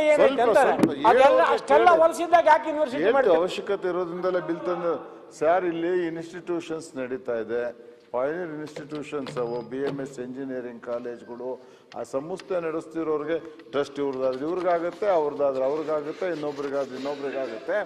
ಒಂದು ಯೂನಿವರ್ಸಿಟಿ ಸ್ಟೇಟಸ್ ಕೊಡೋದ್ರಿಂದ ವಿವಾದ ಇರುವಾಗ ಯಾಕೆ ಸರ್ ತರ್ತಿರೋದು? ನಾನು ಮಾತಾಡಕ್ ಬಿಡ್ರಿ, ಮಾತಾಡಕ್ಕೆ ಬಿಡಲ್ಲ. ಮಾತಾಡ್ಲಿ. ನಾನು ಇದರಲ್ಲಿ ಪರ ವಿರೋಧದ ಪ್ರಶ್ನೆಗಿಂತ ನಾನು ಸ್ಕ್ರೂಟ್ನಿ ಮಾಡೋದ್ರಿಂದ ತಮ್ಗೆ ಹೇಳ್ತಾ ಇದ್ದೀನಿ ಸರ್, ಆ ವಿವಾದಕ್ಕೂ ಇದಕ್ಕೂ ಸಂಬಂಧ ಇಲ್ಲ ಸರ್. ಅದು ಹೇಗೋಗುತ್ತೆ, ಕೋರ್ಟಲ್ಲಿ ಆಗೋಗುತ್ತೆ. ಇನ್ಸ್ಟಿಟ್ಯೂಷನ್ಸ್ ಅನ್ನ ಮೇಂಟೈನ್ ಮಾಡಲಿಕ್ಕೆ ಸುಮಾರು 15,000 to 20,000 ಮಕ್ಳು ಇಟ್ಕೊಂಡು ಎಲ್ಲ ಇನ್ಫ್ರಾಸ್ಟ್ರಕ್ಚರ್ ಇರೋದು, ಮತ್ತು ಬೆಂಗಳೂರಿನಲ್ಲಿ ನಂಬರ್ 1 ಪ್ರೈವೇಟ್ ಕಾಲೇಜ್ ಮಾಡಿದಂಥ ಕೀರ್ತಿ ಇರೋರಿಗೆ ನಾವು ಯೂನಿವರ್ಸಿಟಿ ಕೊಟ್ಟು ಇನ್ಸ್ಟಿಟ್ಯೂಷನ್ಸ್ ಬೆಳೆಸಬೇಡ್ರಿ ಅಂತ ಹೇಳಕ್ಕಾಗಲ್ಲ. ಹಂಗಾಗಿ ಅವ್ರು ಯೂನಿವರ್ಸಿಟಿ ಸ್ಟೇಟಸ್ ಕೊಡೋದ್ರಲ್ಲಿ ಯಾವ ತಪ್ಪು ಇಲ್ಲ ಸರ್. ಏನು ಶಿಕ್ಷಣ ಸಚಿವರು ನೀವು ನಿಮ್ ಜಾಗ ಇಲ್ಲದೆ ಅಲ್ಲಿ ಹೋದ್ರೆ ನಾನು ಈಗ ದೊಡ್ಡ ಆಪಾದನೆ ಇದೆ. ಈಗ ಏನ್ ಮಾಡ್ಬೇಕು? ಅಶ್ವಥ್ ನಾರಾಯಣ್ ನಿಮ್ದೇನು ನಿಲ್ವೇನು? ಲಾ ಮಿನಿಸ್ಟರ್ ಹೇಳಿದ್ರು ಬಹಳ ಇದು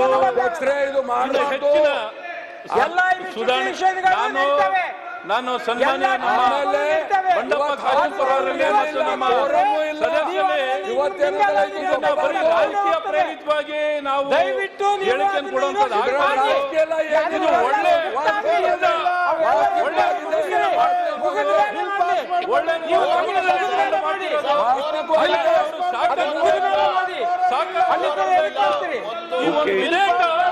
ನಮ್ಮ ವಿದ್ಯಾರ್ಥಿಗಳಿಗೆ ಈಗೇನು ಅಂಗೀಕರಿಸುವ ಪ್ರಸ್ತಾವ ಪರ್ಯಾಲೋಚನಾ ಪ್ರಸ್ತಾವವನ್ನು ಈಗ ಸಭೆಯ ಮತಕ್ಕೆ ಹಾಕುತ್ತೇನೆ. 2023ನೇ ಸಾಲಿನ BMS ವಿಶ್ವವಿದ್ಯಾಲಯ ವಿಧೇಯಕವನ್ನು ಪರ್ಯಾಲೋಚಿಸುತ್ತದೆ ಎಂಬ ವಿಷಯ ಸಭೆಯ ಮುಂದೆ ಇದೆ. ಪ್ರಸ್ತಾವದ ಪರವಾಗಿರೋರು ಹೌದು ಎಂದು ಸೂಚಿಸಬೇಕು, ಪ್ರಸ್ತಾವದ ವಿರೋಧವಾಗಿರೋರು ಇಲ್ಲ ಎಂದು ಸೂಚಿಸಬೇಕು. ಪ್ರಸ್ತಾವ ಹೌದು ಎನ್ನುವರು ಪರವಾಗಿದೆ ಎಂದು ಭಾವಿಸುತ್ತೇನೆ. ಪ್ರಸ್ತಾವ ಹೌದು ಎನ್ನುವರು ಪರವಾಗಿದೆ. ಪ್ರಸ್ತಾಪಕ್ಕೆ ಅನುಮೋದನೆ ದೊರಕಿದೆ. 2 ರಿಂದ 67ರವರೆಗಿನ ಖಂಡಗಳು ವಿಧೇಯಕದ ಅಂಗವಾಗಿರಬೇಕು ಎನ್ನುವುದು ಸಭೆಯ ಮುಂದಿರುವ ವಿಷಯ. ಪ್ರಸ್ತಾವದ ಪರವಾಗಿರುವವರು ಹೌದು ಎಂದು ಸೂಚಿಸಬೇಕು, ಹೌದು. ಪ್ರಸ್ತಾವದ ವಿರೋಧವಾಗಿರುವವರು ಇಲ್ಲ ಎಂದು ಸೂಚಿಸಬೇಕು.